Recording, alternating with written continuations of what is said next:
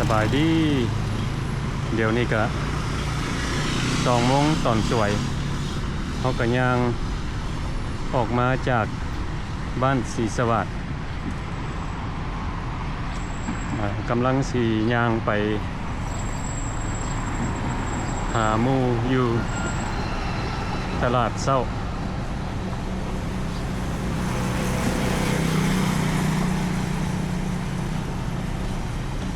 ก็บ่ได้ไกลเนาะตลาดเช้าเฮาก็แนมเห็นอยู่ข้างหน้าพุ่น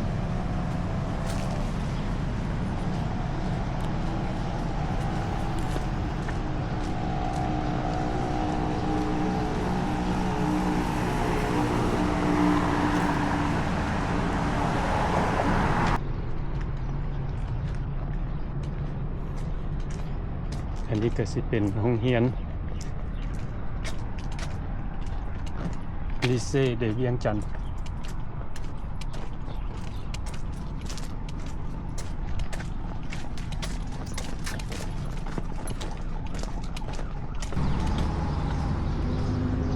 โอ้มื้อนี้ฟ้ามืดคือฝนสิตกเนาะ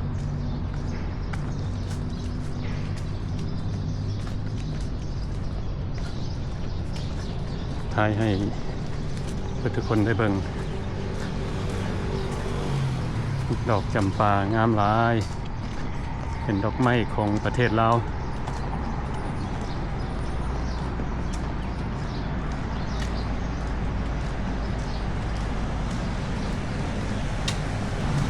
ย่างมาฮอดทางหน้าตลาดเช้า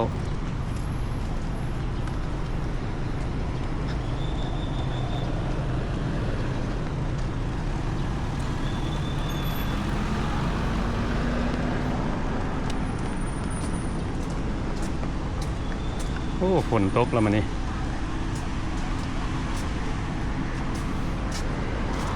ฝนตกแล้ว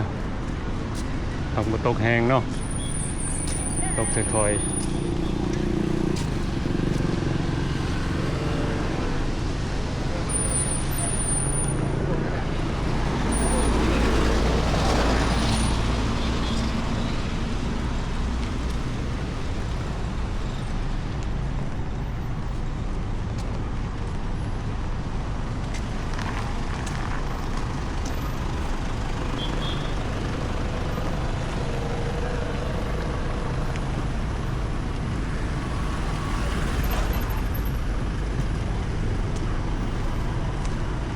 ยังไงสบายดี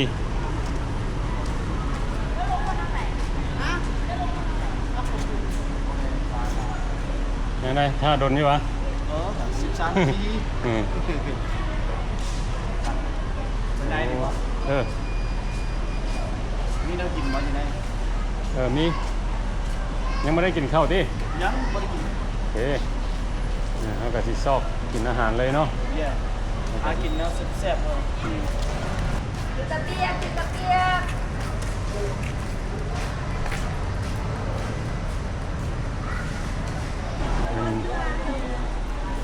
The lady selling the whole chicken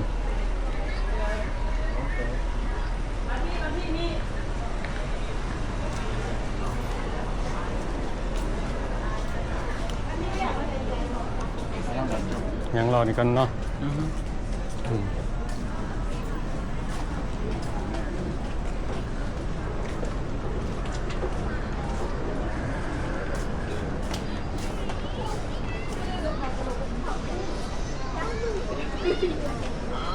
ว่านั่นเป็นว่าจ้างมาเพื่อต้องการมื้อนี้เราก็ได้มาเจอ FC เนาะย่างไก่เพิ่นก็เอิ้นชื่อเฮาว่าห้วยมันไผเอิ้นชื่อแนะนำตัวเองได้บ่โอ้ค่อยซื้อจอนชื่อจอนมาจากกันนะมาจากแคนาดาเนาะมาจากแวนคูเวอร์โอ้นี่ก็ยูทูบเบอร์คือกันได้นี่นะเห็นบ่เพิ่นตั้งกล้องใช่แล้วนะมื้อนี้ค่อยเป็นดาราแล้วนะจังมื้อนี้โอ้มาดนแล้วบ่มาลาวนี่นะได้3 อาทิตย์3 อาทิตย์เนาะจากไปอยู่บ้านนอกอยู่ไสอยู่บ้านวังโพดงกะลุน ดงบ้านดงกระลืม วังโพดงก็ลืม โอ้ไก่ ก็ เล เห็ ย นพวกเจ้าไป สมงป่ายเนาะ ส จัง มองไปนั่น เคยชื่อได้อยู่ไปงานเทื่อหนึงอยู่หั่นบ้านดงกระลืมมีแต่ป่าตัวแถวนั้นน่ะ โอ้เขาเลิกเติมขี้ฝุ่นนี่ โอ้ ขี่รถนี่ฟงดง อืม โอ้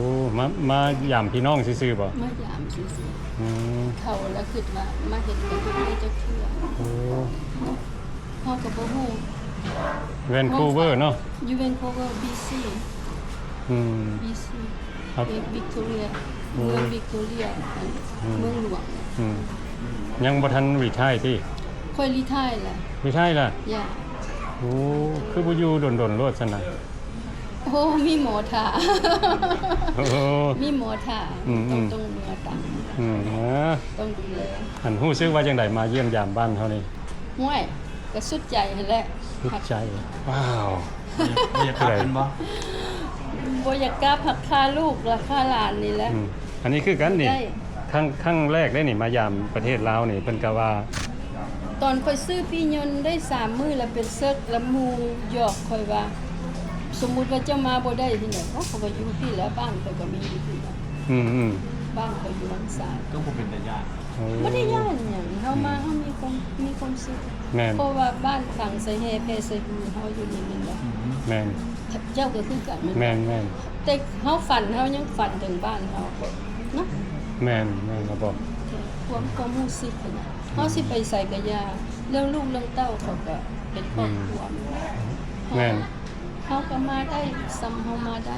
อืม แต่สิให้มาอยู่นี่เพราะว่าสุขภาพเฮาบ่แข็งแรงหั้น อืม คันเฮาแข็งแรงนี่มารถจบ โอ้เดี๋ยวนี้ก็ ก็บ่อยู่แต่ว่าเฮาสุขภาพบ่แข็งแรงโอ้มื้อนี้ มื้อนี้เทศนาเลยเด้อเทศนาเรื่องความรู้สึก โอ้ขอบใจละลายเดี๋ยวมาเจอ FC อยู่ตลาดเช้าอืมเออ อยู่ห้านขายเผ็ดขายพลอยอีก อืมอัน บ่แม่นแม่ค้า เอ เด้ อบ่แม่นแม่ค้าเนาะมาซื้อเครื่อง มันมา ซื้อ ซื้ เนาะ อเครื่องเพราะว่ามักเครื่อง โอ้ห้านนี้เพิ่นก็ขายมงงามตัวนี้นะ ดีใจ เด้อผู้ใดอยากซื้อมงงามๆเนาะมาแวะตลาดเช้า ตลาดสดย่างแล้วโอ้ยดีใจเด้อเห็นพวกเจ้าน่ะ ดีใจคือกันเออ เขากินน้ำแล้ว อืม อืม ค่อยก็กินอยู่เทิงแล้วค่อยเลิกโบสถ์มาแล้วค่อยมา โอ้ โบสถ์ไปโบสถ์แล้วลาว อืม ไปเฮ็ด ทำมาลาวนี่มาผู้เดียวอ่ะ มาผู้เดียว โอ้ ค่อยมาทุกเทื่อแต่กี้พ่อแม่ค่อยยังมาเรื่อยเดี๋ยวนี้เพิ่นไปหมดแล้วบ่มีใคร แล้วสิกลับอันน่ะมื้อใดนี่นะ วันที่เนี่ยอีก2มื้อนี่ อีก2มื้อนี่มาทุกปีบ่ โอ้มา3 ปีก่อน แต่ก็บ่ฮู้แล้วว่าสิมาได้อีกส่ำใดสิลองเบิ่ง อืม สิลองเบิ่ง เดี๋ยวนี้อยู่ลาวนี่ก็มีบ้านมีหยังเนาะ มีอยู่แต่ว่าให้หลาน อืม แต่เขากระจายเฮาอยู่ดอกแต่เฮาก็ อืม บ่อยากไปรบกวนใคร อืม เจ้าของมักเป็นคนสบาย เออ เฮาอยู่แบบสบาย อืม บางเทื่อเฮาไปอยู่น้ำพี่น้ำน้องหมู่ก็ต้องดูแลเฮาก็ต้องดูแลหมู่บางเทื่ออยากไปใส่ก็ไป บางเทื่อคนก็ว่าเฮาเก่งบ่แม่นใจเฮาอยากเฮ็ดเฮาก็เฮ็ดได้ เออ เนาะ อืม ใจเฮาอยากเฮ็ดเฮาก็เฮ็ดได้ อืม ขอบใจหลาย ขอบใจหลายๆดีใจเด้อที่ได้มาเห็น FC ๆโอ้ยย่างกายก็ห้องรถได้นี่ เออ เนาะโอ้ยผมเบิ่งเจ้าทุกมื้อ อืม บ่มีหยังคันเปิดโทรศัพท์โทรทัศน์ข่อยนั่นนะมันขึ้นมาโลด เออ ไปใส่ YouTube มันขึ้นมาโลดกับเท่ามาขนาด โอ้ คนมัก โอเคอืมอืม หลายๆคนเขาก็เบิ่ง อืม เนาะเฮาอยู่สิเฮาก็ อืม มีแล้วเบิ่งคือฮอดบ้านเฮาเด้สิเฮ็ดจังได๋ โจกไปทุกคนเนาะ อืม เฮ็ดแต่เท่าโจ้นี่แหละ ฟังหามาฮู้แล้ว บ่ อืม โอ้ยเขาก็บ่คิดบ่ฝันว่าสิเจอเจ้า อืม อืมดี โอ้โอเค ได้ ดี เห็น ใจ ได้เห็นเจ้าเบิ่งคู่มือก็จังซี่แหละให้ชีวิตเฮาแบบที่ว่า ได้เห็นเบื้องหลังของเฮาหั่นน่ะว่าเฮาอยู่บ่ได้บ้านนี้ข่อยเคยไปบ้านนั้นข่อยเคยไปอยู่ซั่นน่ะ โอ้อ้าขอบใจหลายๆที่ได้เบิ่งแล้วก็ติดตามช่องคนบ้านนอกเนาะอันนี้ก็เป็นความดีใจของเฮาได้ยินคำเว้าของเพิ่นนี่โอเค บ่มีคำแนะนำมา FC ว่าทุกคนบ่ สบายดีหมดทุกคนหั่นแหละเบิ่งหมดทุกคนเด้อบ่แม่นว่าเบิ่งแต่โจได้กับมาร์ค เบิ่งหมดทุกคนนั่นแหละไล่ชื่อบ่ได้ มีหลายเดี๋ยวนี้ยูทูบเบอร์ลาวเฮามีหลายเดี๋ยวนี้ เงาแล้วก็พอเบิ่งภาษาเฮาเนาะถึงว่าคือว่าภาษาขอบใจหลายๆ ขอบใจหลายๆเด้อดีใจที่ได้มาเจออยู่ข้างนอกตลาดเช้าง ากระดิ่งงาอย่างแม่งาสั่นเลยเป็นงากระดิ่งงาเสร็จงาหมูบ่แม่อันนี้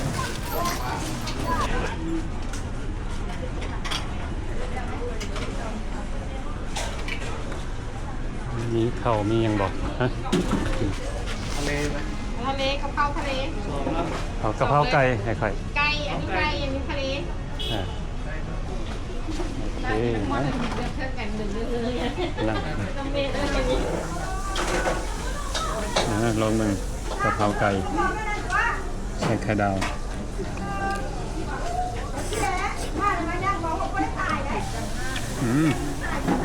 ครับ จำเนาะ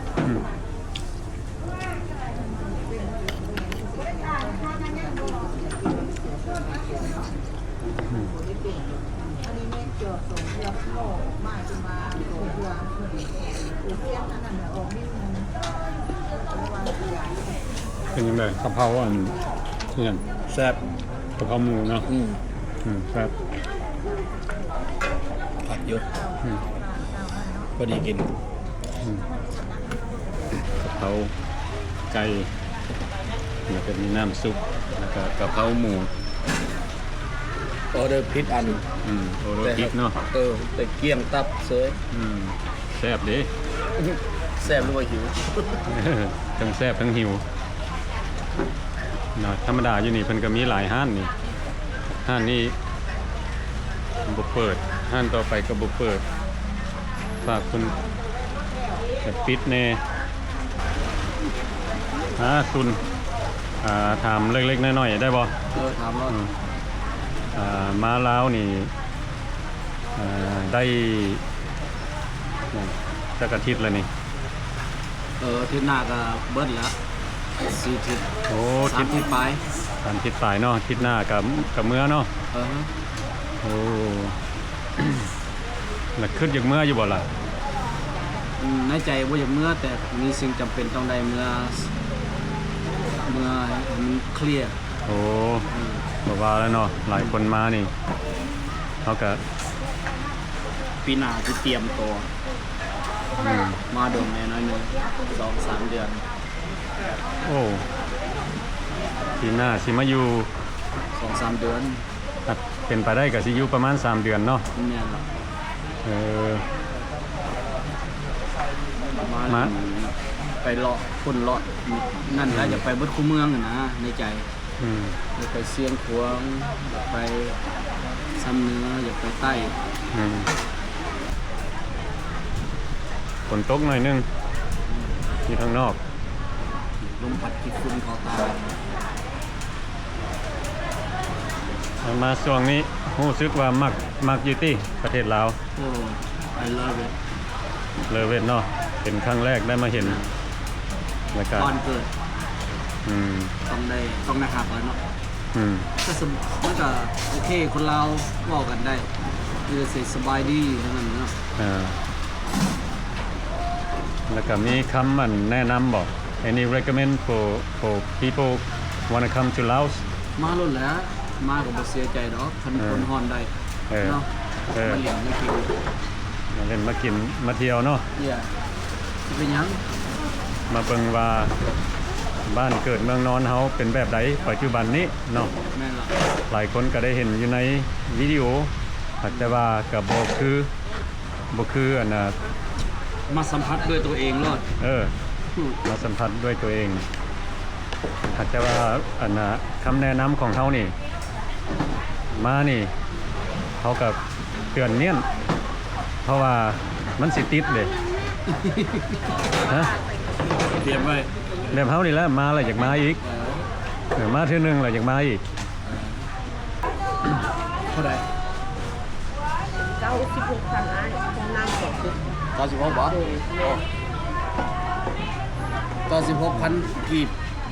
อาหาร2จานน้ำ2ตุ๊ก โอ้ about 4 ดอล 4 ดอลปลาย เนี่ย อืม กินเบิดมื้อ 2 คนเนาะ น้ำกับอาหารโอ้ eat all day it depend where you go though อืม yeah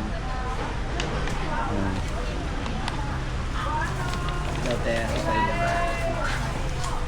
บอกเราบ่ทอนก็ได้ 4,000หั่น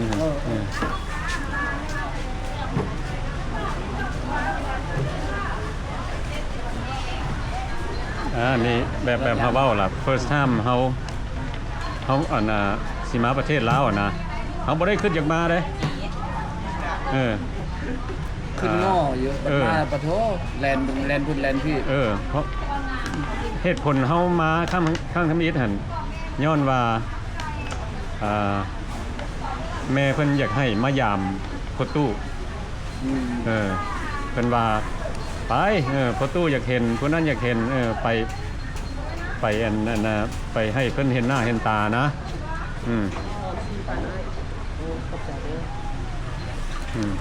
มันนี่เฮาก็ว่าโอ้ยบ่อยากไปประเทศลาว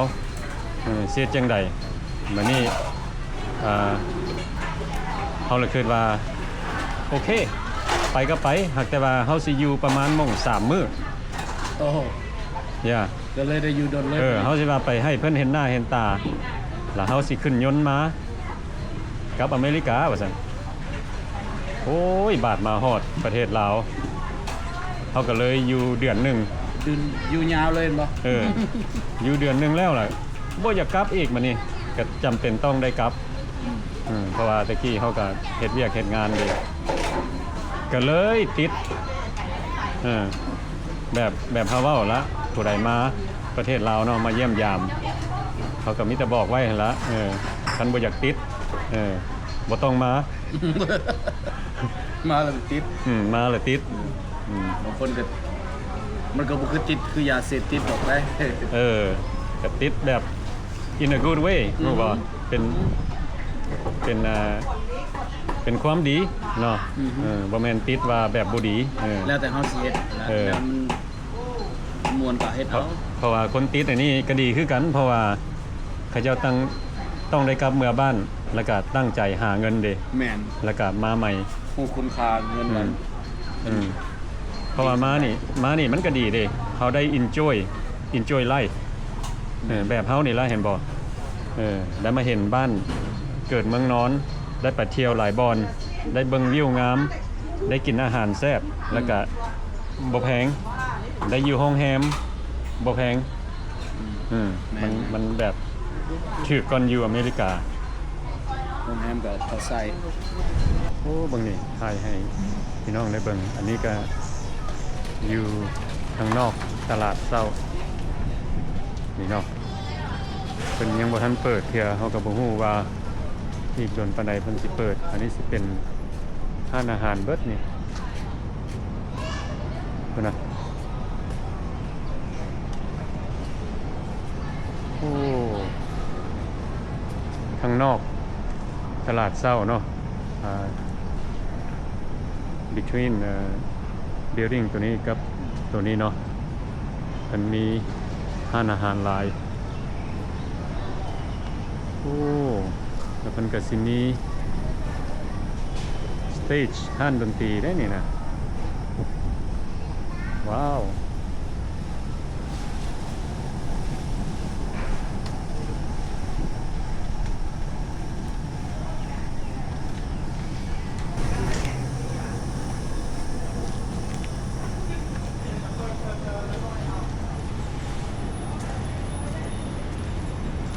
บางห้านเพิ่นก็เปิดเนาะบางห้านเพิ่นก็ยังบ่ทันเปิดหลายห้านบ่ทันเปิด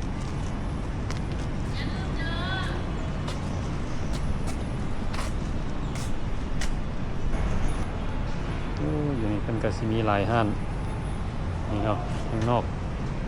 อกตลาดเศร้าเลย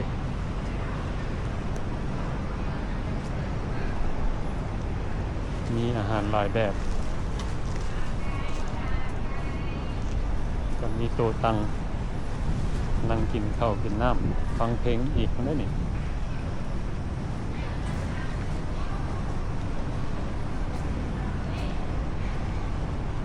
YS only โอ้นั่งเทิงๆก็ได้นี่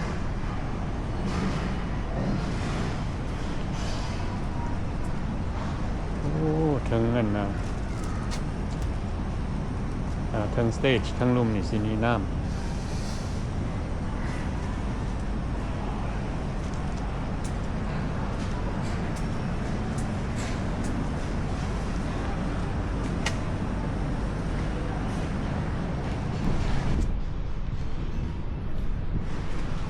สบายดี ขอถามได้บ่ยูนิตเพิ่นเปิดจักโมงหาจักโมงนี่นะ听不懂啊，ฮะ我不会说老挝话， โอ้โอเค 那个人没来，今天 ผมบ่เข้า บ่เข้าใจกัน啊，他今天还没来， โอ้โ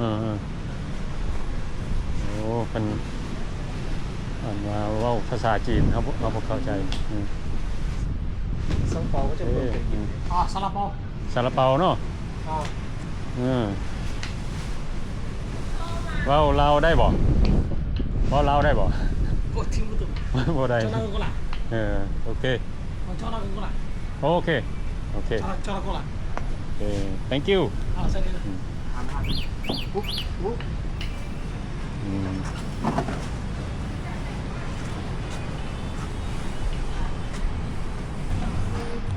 ตลาดแสงสว่างศูนย์รวมอาหารมิตรภาพลาวจีน มึงดูโอ้ทางพี่ก็มีฮอดต่ำบักฮุงมาได้นี่เห็นป่ะสิเป็นอาหารลาว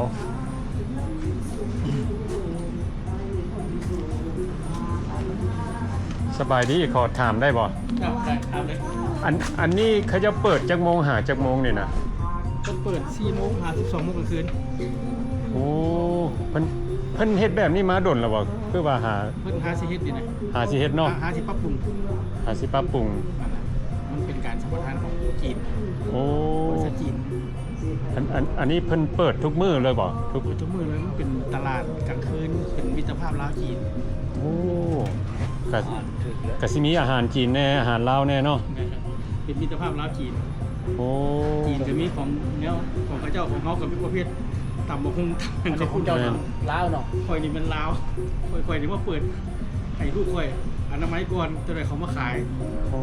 มีแต่เด็กน้อยวัยรุ่นเดี๋ยวเขาขายกัน แล้วมื้อแรงนี่เขาจะเปิดเบิดห้านบ่หรือว่าบังห้านซื่อๆคือมาหลายแท้ห้านนี่นะ เปิดเบิดเลย เปิดเบิดเนาะว้าว เขาเจ้าสร้างให้เป็นแดนมาร์กอะไรอย่างไรแบบห้างใดที่จองไว้แล้วนะที่ว่าต้องให้ได้เปิด บังคับให้เปิด โอ้ ประเภทป้ายประเภทดอกไฟกับให้มันหุ่งให้มันงามคือกัน สร้างเป็นแดนมาร์กประเทศไทย โอ้คักหลายหาก็มาเห็นครั้งแรก เจ้า มานี่เรื่อยๆครับแต่ว่าอันนี้ก็ครั้งแรกมาเห็นโอ้สิได้ เราที่ใส่ มาแต่ต่างประเทศนั่นแหละ ประเทศไหน อเมริกามาจากรัฐแคลิฟอร์เนีย ผมไปว่าห้านนี้ไอ้เปิดดนแล้ววันนี้ห้านตัวนี้นี่ ห้องเขาเจ้านี่แหละ พร้อมเนาะ ห้องเลย ได้ดนปานใด ก่อน เลย ปีใหม่ลาววันที่11ก่อนปีใหม่ลาว โอ้ยังบ่ฮอดเดือนเนาะ เขาจะเริ่มต้นเป็นบริษัทเดือนเดียว โอ้ ขายดีป่ะไม่ได้ขายเลยโคได้ขายเลยก็ขายแบบโบซีเรียสนะขายไปเรื่อยๆขายธรรมดาไปคนที่มาเที่ยวมาเล่นมากินก็จะมากินแบบชิวๆไปบางคนก็ตั้งมากินเล่นกินอาหารเล่นอย่างท่านน้องนั่นแหละแต่พอเป็นห้านอาหารแต่ท่านประเภทห้านอาหารคนต้องเข้าห้านอาหารพุ่งกันไปกินข้าว แม่น อันนี้แบบมาเที่ยวแล้วก็มากินเล่นกินอย่างไปทำนองนั้น แม่นโอเคขอบใจเด้อ โชคดีเจ้า โอเค โชคดีเจ้า ให้โชคให้มานเด้อ ขอบใจเจ้าฮัลโหล เอา ว้าวโอ้บาทเพิ่นเปิดคักๆเฮาก็สิได้มาถ่ายให้เบิดทุกคนได้เบิ่งอีกเนาะ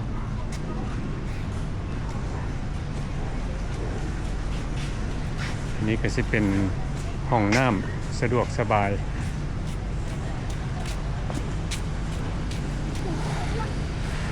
เป็นยังเฮ็ดแบบใช้น้ำเปล่าเลยเนาะ มันนั่งอยู่ นี่เฮาก็สิถ่ายให้เบิดทุกคนได้เบิ่งเนาะนี่เพิ่นสิอยู่ทั้งกลาง between ตลาดเช้าเนาะตลาดเช้าตัวเบื้องซ้ายนี้แล้วก็ตลาดเช้าตัวเบื้องซ้ายมือนี่โอ้มีหลายห้านพิลึกแล้วก็ทั้งหน้านี่เขาก็คิดว่าก็สิเป็นแบบห้านหลายห้านคือกันแล้วก็นี้เพิ่นกำลังก่อสร้างอยู่อันนี้สิเป็นทางเข้านี่โอ้ทางเข้านี่เพิ่นก็เฮ็ดงามเด้อเป็นแบบติบเข่าเลยนี่เขาออกมาทางนอกนี้ก็สิเห็นเวียงจันทร์บัสสเตชันคิวรถเมล์แล้วก็ทางนี้ก็สิเป็นรถเมล์ไฟฟ้าบอนจอดรถเมล์ไฟฟ้าอยู่พุ่นโอ้นี่คักหลายทางเข้าให้พี่น้องได้เบิ่งน้ำกันเนาะท่านผู้ใดได้มาเยี่ยมยามประเทศลาวก็มาแวลองเบิ่งเนาะบ้านเมืองเฮาพัฒนาหลายเดี๋ยวนี้นะโอ้เดี๋ยวนี้ฝนตกค่อยๆเนาะ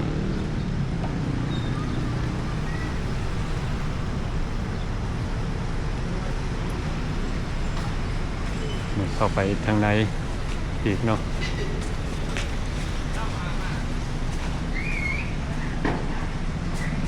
อันนี้สงสัยจะเป็นแบบตะละห้านว้าวครับสิไปถามผู้ใดเนาะว่ามีจากห้านนี่เขาย่านเป็นร้อยพวกนี้นี่เนาะ ครับบ่ได้เวอร์ไรที่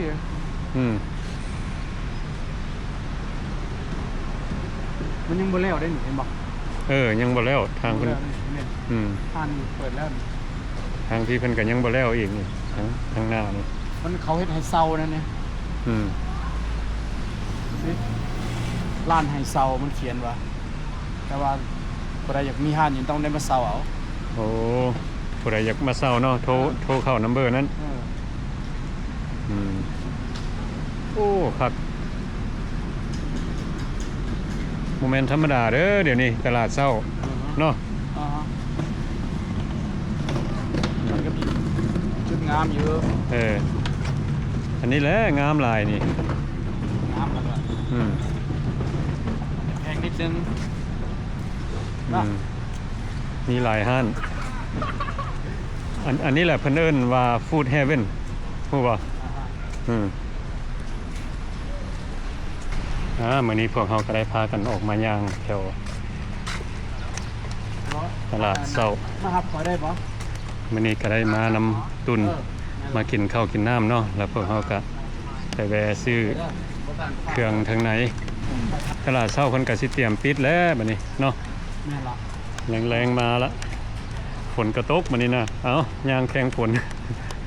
แข่งกันแล้วเนาะฝนบ้านเราบ่เคยแข่งเคยถูกฝนเนาะเขาก็ขอบใจ FC เบิดทุกคนล่ะเนาะที่ได้ติดตามแล้วก็เบิ่งซ่องคนบ้านนอกแล้วก็